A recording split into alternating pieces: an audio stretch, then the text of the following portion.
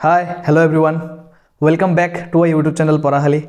Myself Devojit, and today I will teach you the part 2 of the chapter Cultural Heritage of India and North East Region. ठीक है, इससे पहले already part 1 uploaded है YouTube पे, वो देखने के बाद ये वीडियो कंटिन्यू करना. ठीक है, तो चलो स्टार्ट करते हैं.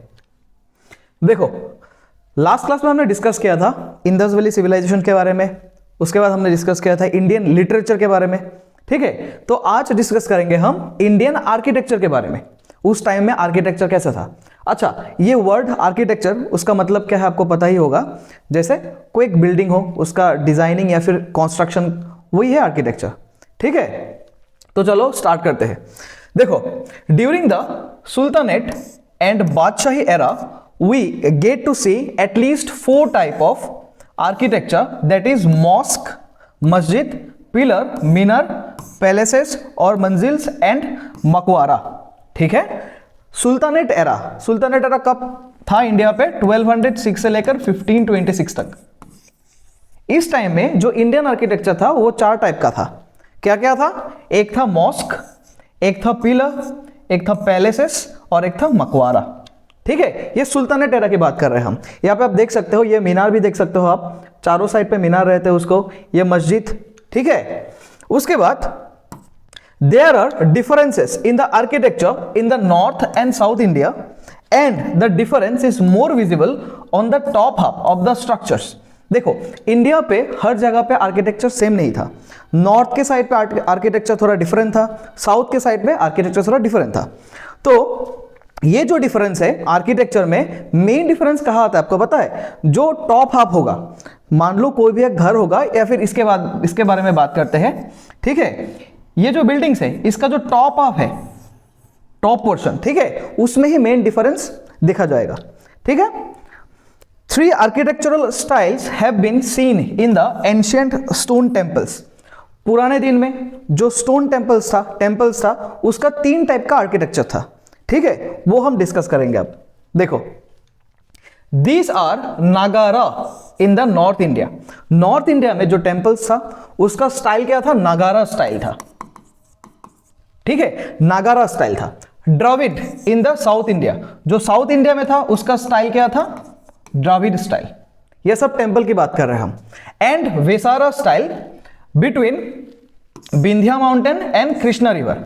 ठीक है, मतलब क्या है, जो टेम्पल्स था, टेम्पल का जो आर्किटेक्चर था वो 3 टाइप से हम डिफाइन कर सकते हैं.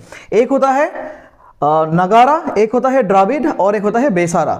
यहाँ पे आप पिक्चर देख सकते हो, ये मिडिल में जो पिक्चर है ये नगारा टाइप का है, नगारा स्टाइल. मतलब क्या है? ये नॉर्थ इंडिया में पाया जाता है. इस टाइप के टेम्पल्स, इस टाइप के आर्किटेक्चर के जो टेम्पल्स होते हैं ये नॉर्थ इंडिया में पाया जाता है. इसके बाद देखना, ये जो पार्ट है ये साउथ इंडिया पे आपने देखा होगा. ठीक है, मतलब क्या है, साउथ इंडिया में जो टेम्पल का आर्किटेक्चर है वो सारा का सारा द्रविड स्टाइल पे है. ठीक है, और एक है वेसारा स्टाइल. बेसारा स्टाइल क्या होता है? ये नागारा और द्राविड का मिक्सचर, उसको बोलते हैं बेसारा स्टाइल.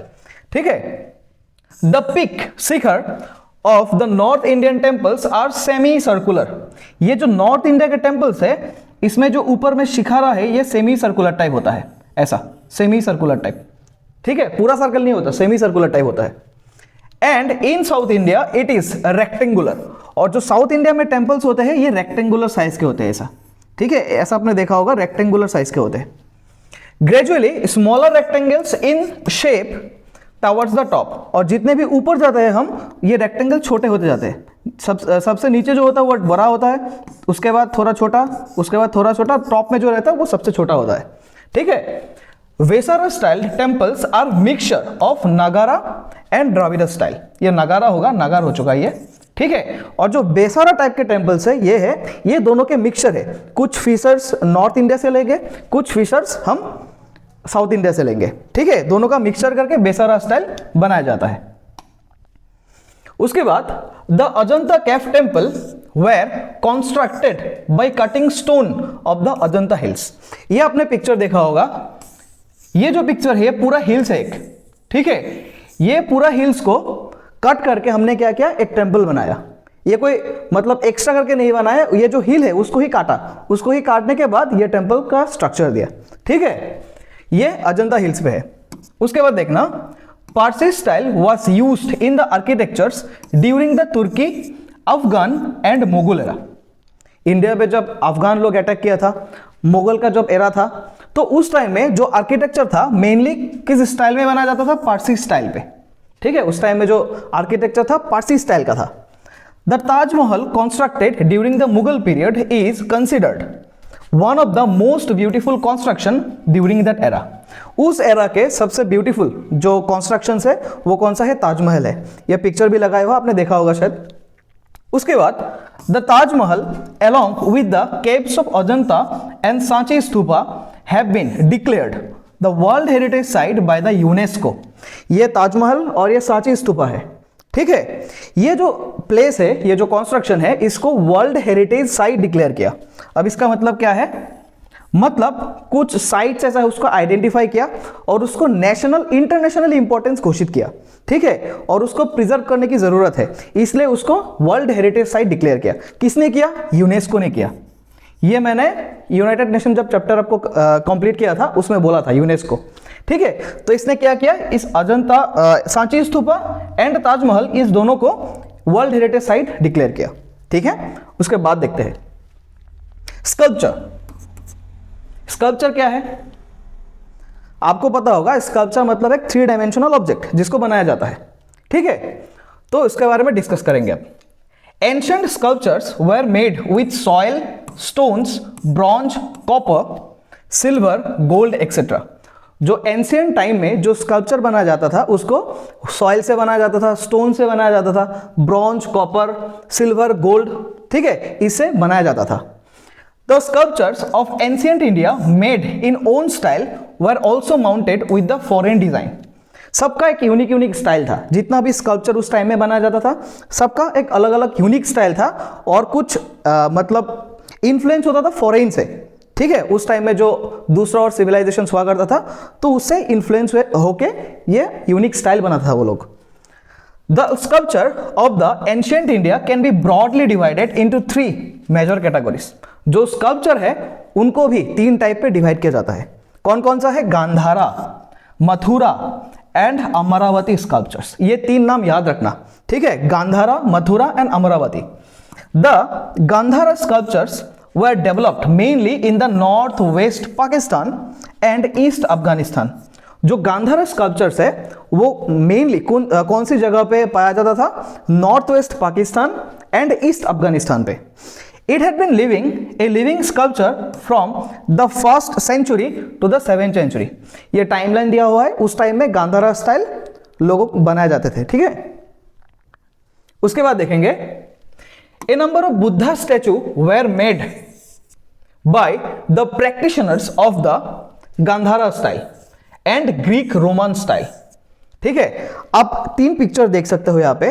ये जो बुद्धा का जो मूर्ति बनाया है स्कल्पचर, ये गांधारा स्टाइल में है, गांधारा स्टाइल पे है। ठीक है, ये गांधारा स्टाइल में बनाया जाता है। And Greek Roman style was also used to build several Buddha statue.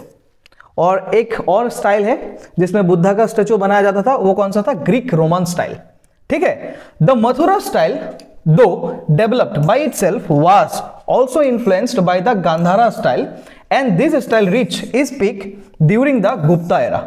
ठीक है, और जो मथुरा है, मथुरा स्टाइल ये आप देख सकते हो, ये मथुरा स्टाइल है। ठीक है, ये जो मथुरा स्टाइल है ये गांधारा स्टाइल से ही इन्फ्लुएंस हुआ। और ये कौन सा लोग बनाया जाता था उस टाइम पे, मतलब किसके टाइम पे ये जो मथुरा आर्ट है वो पीक पे चला गया था? किसके टाइम पे? गुप्ता। ठीक है, एक गुप्ता किंगडम हुआ करते थे, आपको पता है शायद। तो उसके टाइम पे ये जो मथुरा स्टाइल है वो पीक पे चला गया था। The Amaravati style was practised for about 600 years from the 3rd century BC। Mainly Satavahanas patronised the art form. ये जो 3rd टाइप के है ये कौन सा है? अमरावती है।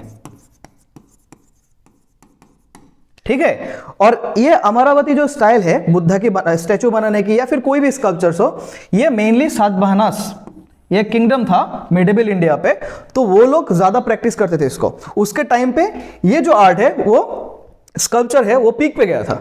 ठीक है, Indian sculpture got declined during the medieval period, लेकिन जब मिडिवल पीरियड खत्म होने लगा तब जो स्कल्पचर था, इंडियन स्कल्पचर, वो डाउनफॉल होने लगा।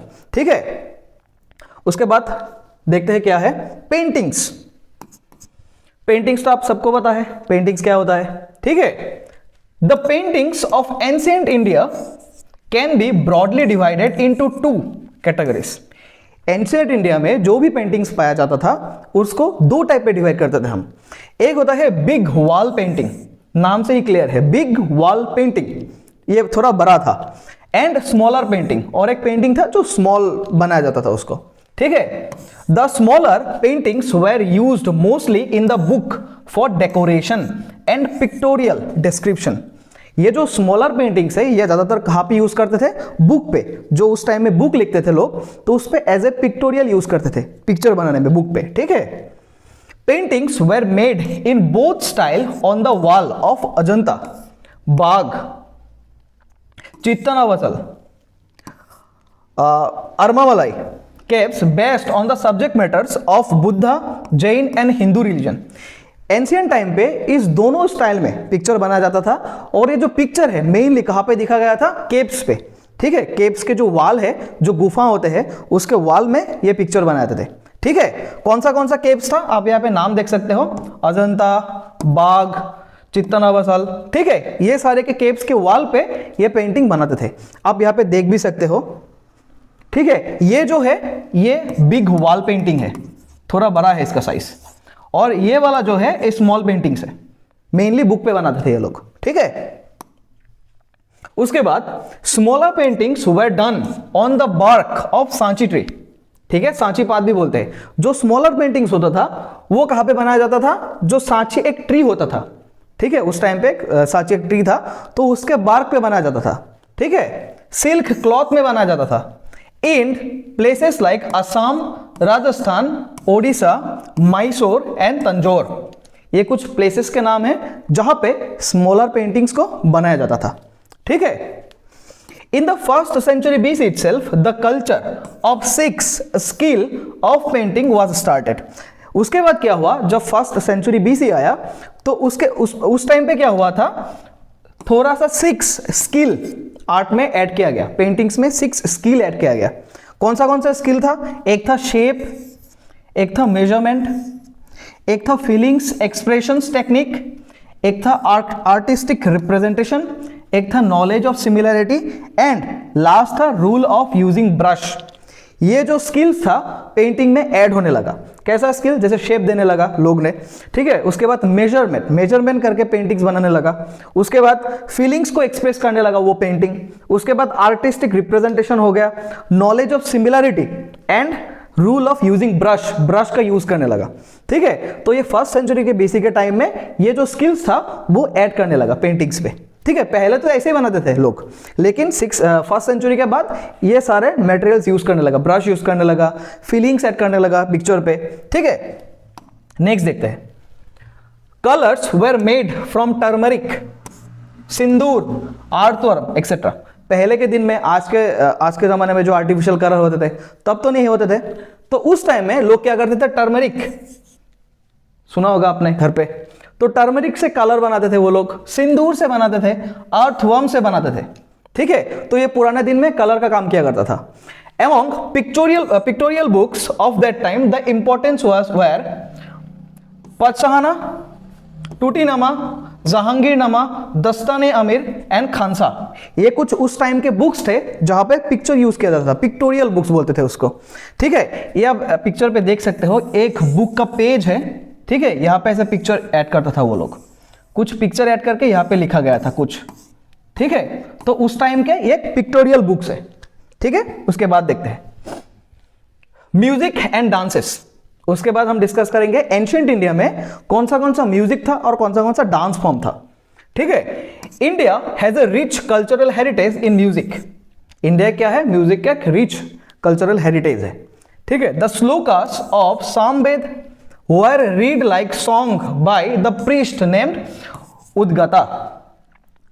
मैंने एक चीज आपको नहीं बताई, वो जो सामावेद है ना, वो एक उसका जो श्लोक है, ठीक है, उस श्लोक को एज ए सॉन्ग यूज किया जाता था बाय ए प्रीस्ट। वहां पे उस टाइम पे एक प्रीस्ट को बोला जाता था उद्गाता, ठीक है। ये करते थे, ये जो श्लोक है सामावेदास के, उसको एज ए सॉन्ग रिसाइट करते थे, ठीक है, for the appeasement of the deities. Different different deities के सामने वो लोग ये जो श्लोक होते थे वो एज ए सॉन्ग रिप्रेजेंट करते थे, ठीक है।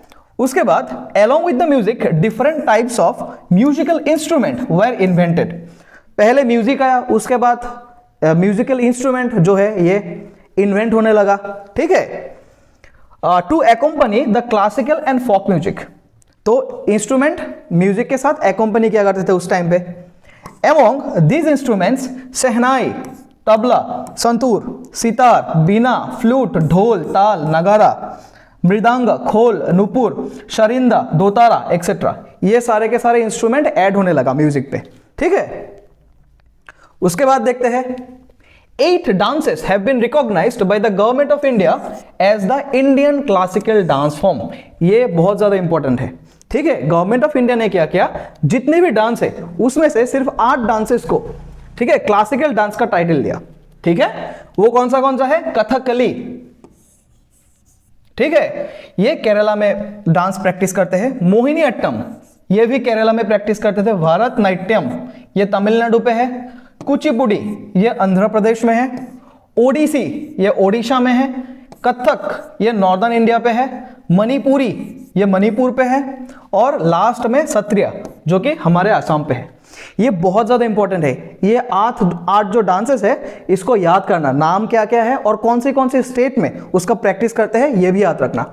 मोस्ट इंपॉर्टेंट क्या है, सत्रिया है, क्योंकि ये आसाम में पाया जाता है, ठीक है। आपने सत्रिया डांस देखा भी होगा, तो यहाँ पे आप देख सकते हो, ये भरतनाट्यम, कथक, कथकली, कुचिपुड़ी, ये सत्रिया है। उसके बाद ओडिशी, मोहिनी अट्टम, मणिपुरी, ये 8 क्लासिकल डांस है, ठीक है। The नाट्य शास्त्र by भरत मुनि was written between 200 BC to the 2nd century।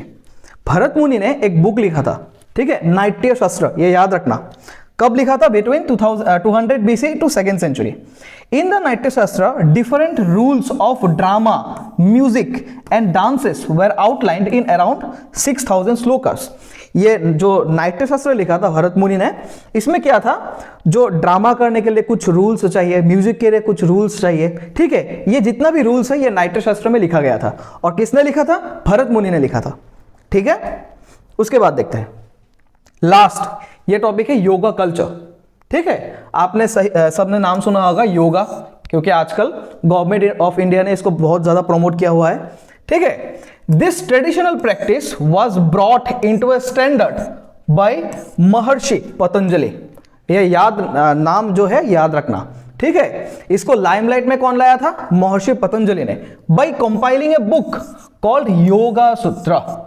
याद रखना, जो योगा सूत्र बुक लिखा था महर्षि पतंजलि ने, तो उसमें से ये योगा लाइमलाइट में आ चुका था, ठीक है, इन द 2nd century। कब लिखा था, 2nd century के दौरान। There are Ashtangas in the yoga rule in Patanjali's yoga system named Yama, Niyama, Asana, Pranayama, Pratyahar, Dharana, ध्यान एंड समाधि, ठीक है। ये जो योगा के रूल्स है इसको अष्टांगा भी बोलते हैं, ठीक है। और ये अष्टांगा का नाम क्या क्या है, ये सारे के सारे ये अष्टांगा का ही नाम है, ठीक है। Keeping in view the benefits of yoga, the United Nations has declared 21st June as the International Yoga Day। यह बहुत ज्यादा इंपॉर्टेंट है, ठीक है। योगा का जो वैल्यू है उसको इंपॉर्टेंस देते हुए यूनाइटेड नेशन ने क्या किया, 21 जून को as a international yoga day declare किया, ठीक है। तो यहां तक ही था आज का वीडियो, ठीक है। हमने डिस्कस किया आर्किटेक्चर हो गया, डांस हो गया, म्यूजिक हो गया, उसके बाद योगा हो गया, ठीक है। जो इसके बाद शायद एक पार्ट और आएगा, उसमें ये चैप्टर खत्म हो जाएगा, ठीक है। तब तक के लिए थैंक यू, गुड बाय।